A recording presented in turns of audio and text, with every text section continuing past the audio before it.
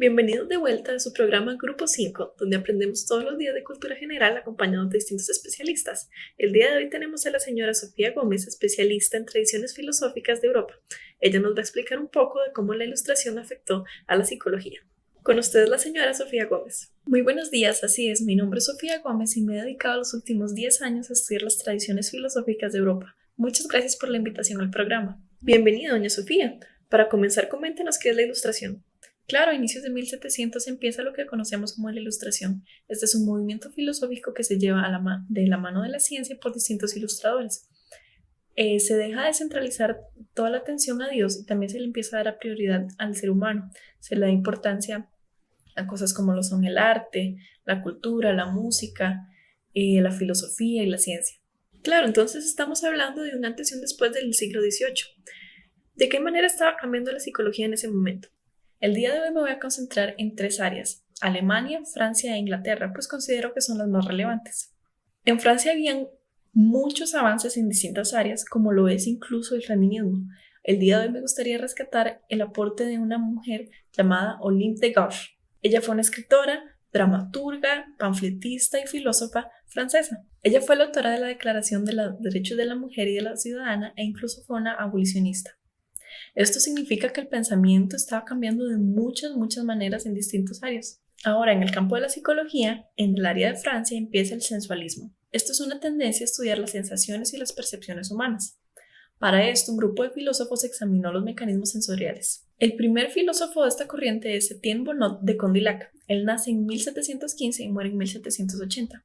Su obra más famosa fue el Tratado de las Sensaciones, donde le da una interpretación a la psicología basada solo en la experiencia sensorial. Él negaba la noción de Descartes de que la mente nace con ideas innatas. Por el contrario, afirmaba que toda complejidad de la mente puede ser derivada de una sola capacidad sensorial. Para esto expuso la analogía de la estatua, que tiene mente, sin embargo no tiene ideas, y el único sentido que posee es el olfato. Él consideraba que esta estatua podía ir desarrollando conocimientos, ideas y actividades psicológicas complejas conforme adquiría otras capacidades sensoriales. Se le daba mucha importancia y validez a los sentidos y a las sensaciones en el área de Francia. En Inglaterra tomaba fuerza el empirismo. El tema prevaleciente era que la estructura psicológica del individuo se adquiría por acumulación de experiencias. Podemos comentar a John Locke, uno de los filósofos políticos más influyentes de Europa. Nació en 1632 y falleció en 1704. Las opiniones políticas de Locke afirmaban que las capacidades del individuo no son hereditarias, sino que éstas se determinaban por las experiencias que cada persona tiene a lo largo de su vida. Él escribió el ensayo sobre el entendimiento humano, donde explicaba principios como que nacemos como una hoja en blanco, sin ideas innatas, como lo decía Descartes. Aquí lo más importante son las experiencias vividas. En Alemania se le da prioridad a la actividad mental esencial. Los pensadores alemanes buscaban en la dinámica de la mente el orden del entorno. También descartaron las nociones cartesianas y el concepto de las ideas innatas. Más que Descartes, Spinoza fue su antecesor. Entonces aquí podemos ver cómo en todos los lugares estaban pasando cosas distintas en cuanto a la psicología, corrientes ideológicas y de pensamiento. Es muy interesante ver los distintos rumbos que estaba tomando la psicología en estos países. Muchas gracias por acompañarnos, doña Sofía. Y gracias a ustedes por sintonizarnos. Esto fue Grupo 5. Hasta mañana. Fundamentos de la psicología en el siglo XIX. En el siglo XIX, 3 movimientos constituyeron el fondo intelectual que apareció la psicología como disciplina independiente de las ciencias naturales y la filosofía. En la fisiología se hicieron grandes progresos en la comprensión del sistema nervioso. Bell y Magendie explicaron las funciones peculiares de las fibras nerviosas. El análisis sistemático que realizó Müller acerca de la conducción nerviosa llevó a ciertos investigadores a describir la naturaleza de los impulsos nerviosos. Como reacción en contra de la frenología, se estudió la localización de las funciones cerebrales por medio de la neuroanatomía y la histología. La segunda vertiente intelectual que alimentó la psicología moderna fue la psicofísica, movimiento que difería la psicología de los sentidos en que proponía que la integridad de la experiencia sensorial no se reduce por completo a la física y a la fisiología. El último movimiento se centra en la teoría de la evolución por selección natural de Darwin. Su trabajo culminó la revolución copernicana de la ciencia y estableció la primacía del empirismo científico en nuestra búsqueda del conocimiento. Ahora, hablando de Ernst Heinrich Weber, que vivió de 1795 a 1858. A él se le suele clasificar como psicofísico. Fue profesor de anatomía y fisiología en Leipzig desde 1818 hasta su muerte. Entre las contribuciones de Weber se encuentra la investigación exhaustiva del sentido del tacto. Estableció una orientación metodológica que pareció demostrar la posibilidad de cuantificar las operaciones mentales o psicológicas. Su principal obra acerca de la psicología del tacto, Notas de anatomía y fisiología, que fue publicada en 1864, contiene extensos trabajos experimentales. Distingue 3 manifestaciones del sentido del tacto: sensación de temperatura, presión y ubicación. La temperatura se divide en sensaciones positivas de frío y calor, que a Weber le parecían equivalentes a las de luz y oscuridad de la visión. En sus investigaciones de la presión presentó una innovación metodológica conocida como el umbral de 2 puntos. En pocas palabras, empleaba un compás de 2 puntos y medía la sensibilidad de la piel por la distancia mínima entre ambas que podía sentir el sujeto. Weber descubrió que este umbral variaba con el sitio de estimulación, una variación que explicaba postulando densidades distintas de fibras nerviosas bajo la epidermis. Weber tuvo éxito en el empleo de una aproximación cuantificable de las sensaciones, un enfoque que fue adoptado por sus sucesores. Sin embargo, en su interpretación de la actividad mental de esas sensaciones se basó el sistema filosófico de Alemania, en concreto el punto de vista de Kant respecto a la mente. En otras palabras, Weber veía la percepción como algo regido por categorías mentales del tiempo y del espacio, no especuló más allá. Hermann von Helmholtz, que vivió de 1821 a 1894, fue uno de los más distinguidos científicos del siglo XIX y realizó descubrimientos notables en la fisiología y la física tanto como en la psicología. También fue conocido como maestro soberbio que atraía estudiantes de Europa y América. Su obra más reconocida es Cuaderno Óptica Fisiológica, publicada entre 1856 y 1866. Además, sacó a luz su Cuaderno de Óptica Fisiológica, que contiene su teoría de la resonancia auditiva, la cual propone que las fibras transversales de la membrana basilar actúan como analizador tonal y responden selectivamente a la variación de las frecuencias. Helmholtz propuso una doctrina perceptual de la inferencia inconsciente que pareciera no corresponder con su postura empírica, pero la defendió como una respuesta perceptual basada en la acumulación de experiencias. En cuanto a su metodología, la destacada importancia de observar las sensaciones en oposición al objeto percibido. Esto es, el nivel crucial de la observación se encuentra en quien tiene la experiencia, no en las características del estímulo. Christine Ladd Franklin nació el 1 de diciembre de 1847 en Windsor, Connecticut. Estudió en el Vassar College y se graduó en 1869. Fue educada por Maria Mitchell, quien era famosa por ser la primera mujer que describió un nuevo cometa usando un telescopio en 1847. Al ser estudiante, Mitchell desarrolló una pasión por la física y las matemáticas, más que todo en las matemáticas porque al ser mujer no tenía acceso a los laboratorios de física. Publicó 6 artículos de matemáticas en The Analyst, a Journal of Pure and Applied Mathematics, y otros 3 en el American Journal of Mathematics. Un tiempo después, en 1878, fue admitida para estudiar un posgrado en la Universidad Johns Hopkins. La solicitud fue aceptada porque iba firmada por C. Ladd, lo cual no dejaba ver que se trataba de una mujer. Él recibió clases de Charles Sanders Peirce, considerado el primer psicólogo experimental de Estados Unidos.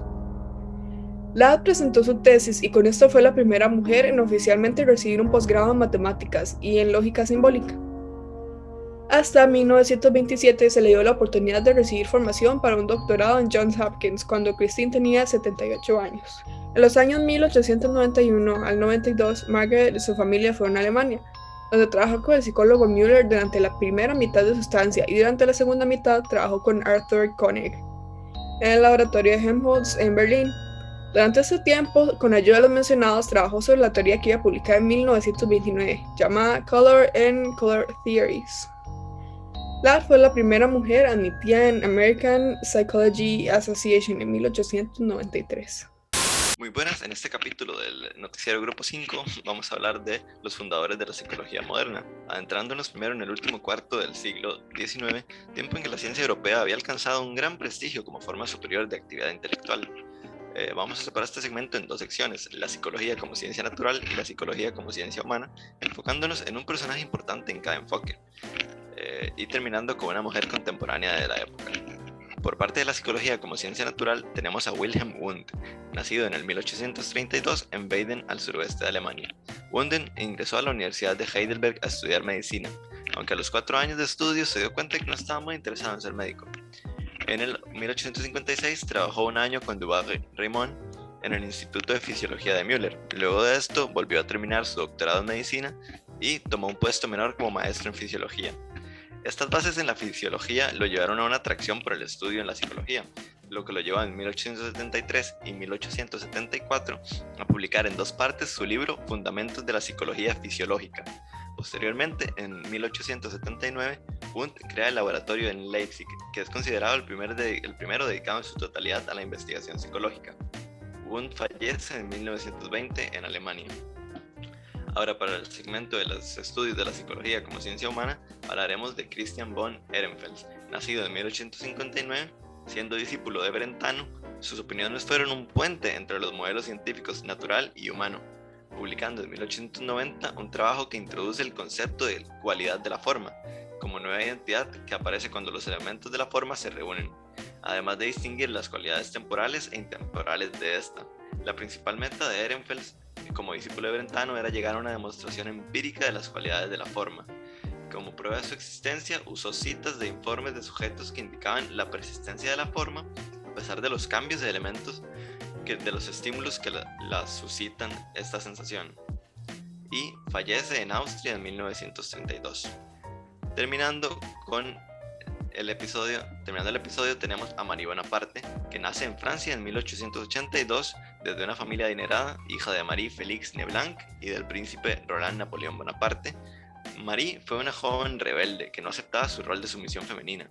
Atormentada por su frigidez, es decir, la carencia de placer en sus relaciones sexuales, la llevó a experimentar sobre la causa y tratamiento de esta condición, midiendo la distancia entre el clítoris y la vagina a 240 mujeres, ya que su teoría era de que mientras menor sea la distancia de la vagina al clítoris, es un mayor placer. Pero luego se dio cuenta que su teoría era errónea. También fue paciente, amiga y discípula de Freud, aparte de su salvación. Se convierte en psicoanalista y tuvo varios pacientes como princesa. También ayudó a Freud y a su familia a escapar de los nazis en Viena, trasladándolo a Londres. Tiempo después, Bonaparte rechaza sus ideas y teorías originales, gracias a sus nuevos conocimientos psicológicos y estudios, y fallece en Francia en 1962. Gracias por la atención y buenas noches. Después de la llegada de los aportes alemanes de Wundt en Estados Unidos, la psicología empezó a crecer en la nación. El funcionalismo estadounidense, aunque no era un sistema estructural formal, consistía en la priorización de los procesos del encéfalo y el sistema nervioso. Esta velaba por la utilidad de la psicología. Hola, mucho gusto. Mi nombre es William James. Nací en 1842 y morí en 1910. Yo propuse una alternativa al paradigma de Wundt. Fui considerado como el primer profesional asociado a la psicología en Estados Unidos. Yo nunca me consideré empirista, pero aprecié los esfuerzos de otros por establecerla.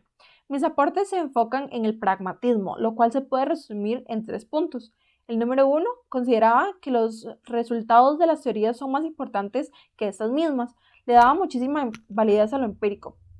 El número 2, si una teoría se le puede sacar provecho, debería dársele como mínimo aprobación provisional. Y el punto número 3, contraponiéndome a la teoría de Wundt, afirmé que las experiencias son continuas y subjetivas. Hola, mucho gusto. Mi nombre es John Dewey. Yo nací en 1859 y morí en 1952. Estuve involucrado con el funcionalismo en las 2 universidades donde se desarrolló formalmente. La obra donde se encuentra mi aporte principal es The Reflex Art Concept in Psychology, donde expongo que los reflejos son homogéneos y ordenados, y que la coordinación es más que la suma de sus partes, o sea, los reflejos. La similitud que comparte la teoría de la Gestalt es bastante amplia, ¿verdad? Aún así, yo lo propuse antes de que esa existiera. Hola, buenas. Mi nombre es Mary Whitron Calkins. Yo nací en 1863 y morí en 1930. Fui la primera mujer presidenta de la APA durante 2 periodos distintos y de la Sociedad Filosófica Estadounidense. También fui estudiante del ya presentado William James. En 1891 fundé el laboratorio de Wellesley College, donde trabajé como tutora. Presenté un método para los determinantes de la memoria, trabajaba en presentar pares relativos de sin relación. También me destaqué mucho en la teoría del yo, donde me enfocaba en la individualidad y coherencia de la conciencia considerándolo dependiente de las demás relaciones y del entorno social. Muy buenas tardes y sean bienvenidos al Grupo 5 Opina. El día de hoy el tema será la psicología en Latinoamérica. Para eso tenemos a la psicóloga Lía Zúñiga. Buenas tardes, Lía. Claro, buenas tardes, Sofía. Para empezar a hablar de Latinoamérica, creo que primero hay que admitir que el aporte de la psicología en la historia de los pueblos latinoamericanos es extremadamente pobre. De hecho, los aportes con más impacto social han sido en conjunto con otras áreas de las ciencias sociales. Hoy vamos a discutir tres principales razones de este traspié en la historia latinoamericana. En primer lugar, comencemos con el mimetismo cientista. Latinoamérica siempre ha querido eh, como adquirir un reconocimiento científico y un estatus social, pero el problema es que no produce como contenido original y casi la totalidad de sus esquemas teóricos y prácticos han sido importados de los Estados Unidos. Lo que sucede es que esta importación de esquemas nos obliga a aceptar los modelos vigentes en los Estados Unidos. Exactamente, también tenemos la carencia de una epistemología adecuada. Los modelos dominantes en la psicología se fundan en una serie de presupuestos. Hay 5 que han lastrado las posibilidades de la psicología latinoamericana. En primer lugar está el positivismo, que solo le da la validez a los resultados positivos y omite los negativos. Esto es sumamente infantil. No se puede pensar que solo los resultados positivos tienen validez porque los resultados negativos también son parte de nuestra realidad. El individualismo ignora las relaciones colectivas y solo se centra en el individuo. El hedonismo pretende que detrás de todo comportamiento siempre hay una búsqueda de placer, pero esto deja de lado todas las otras facetas de los humanos. La visión homeostática ve como malo todo aquello que involucra cambio, ruptura o crisis. Esto también es sumamente infantil porque Latinoamérica es un pueblo con dictaduras, es un pueblo con guerras, es un pueblo que tiene una historia muy cruda.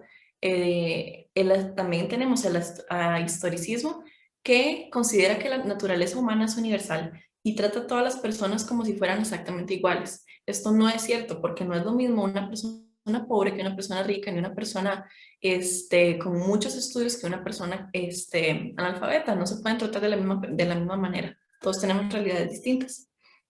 Ujú.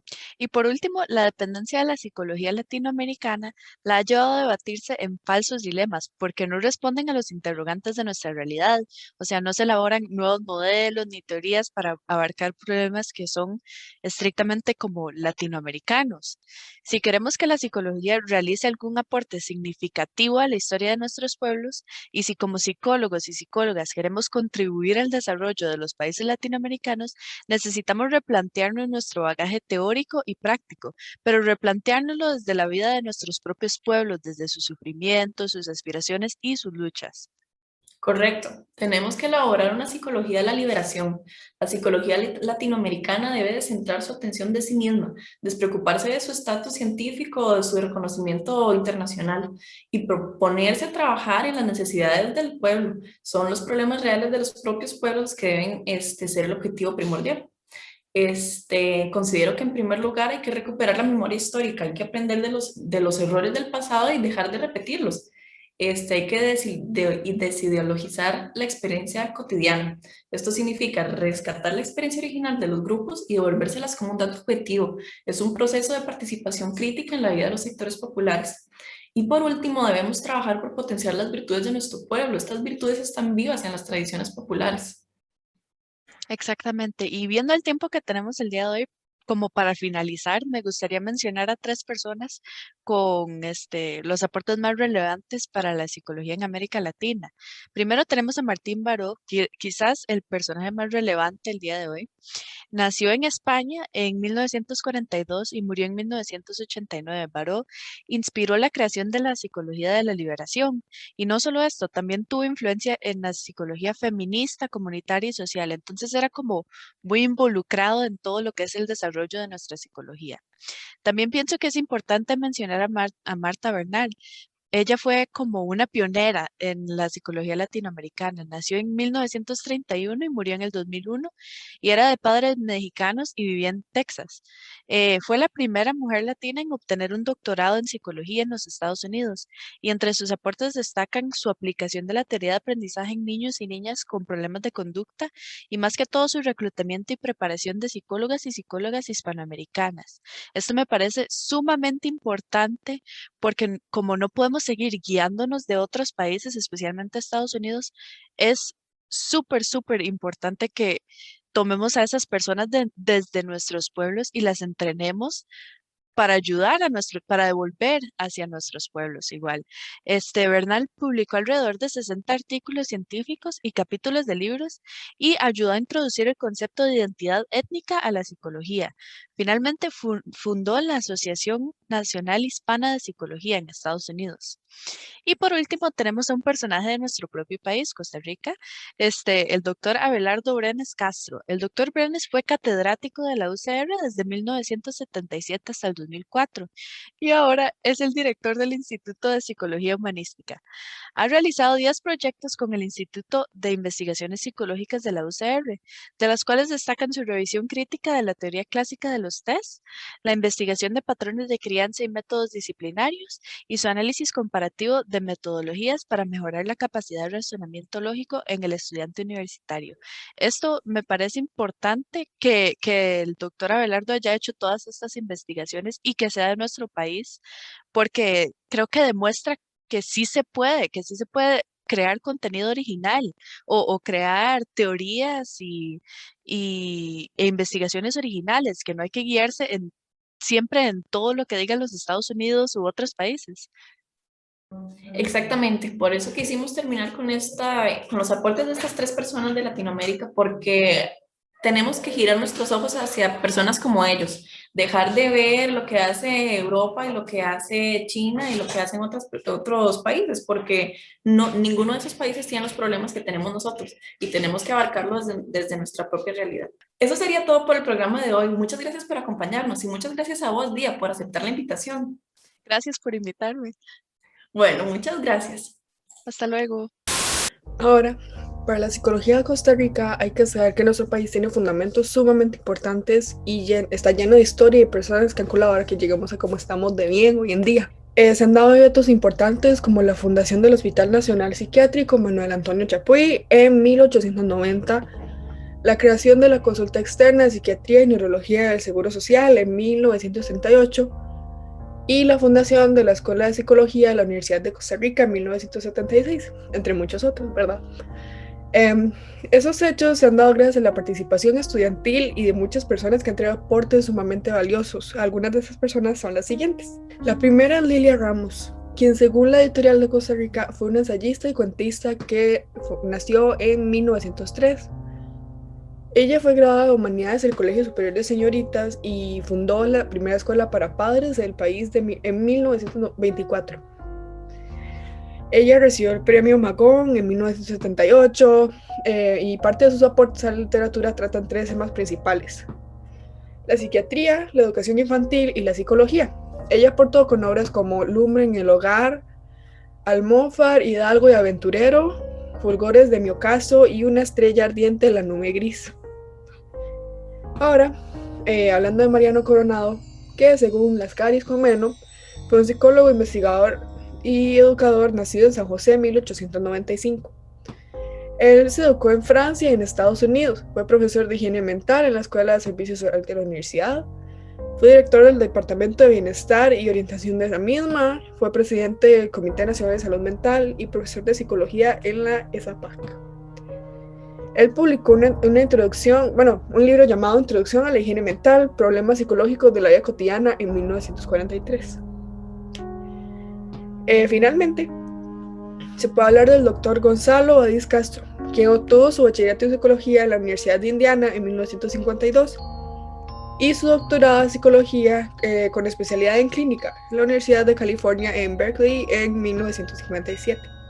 El doctor Adis fue director del Instituto de Investigaciones Psicológicas de la UCR y catedrático de Psicología en la Escuela de Psicología de la misma. También fue jefe del Servicio de Psicología del Hospital Nacional Psiquiátrico.